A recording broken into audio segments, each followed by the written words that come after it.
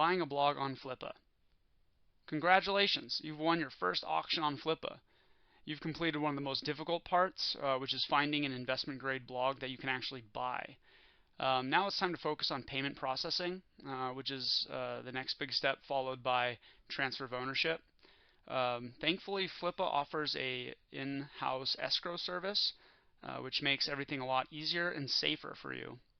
All payments you make on Flippa should be entered into their Flippa Manage escrow account.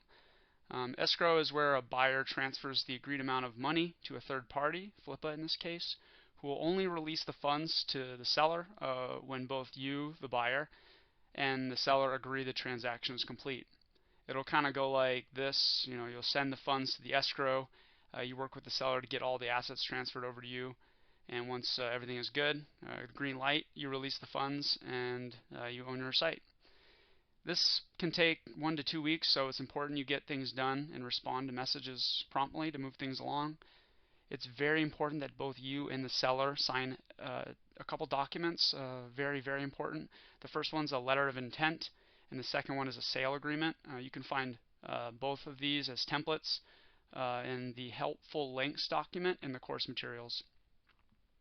The letter of intent puts into writing and makes it perfectly clear that the seller's intention is to sell all assets to you due to them ending the auction with you as the buyer.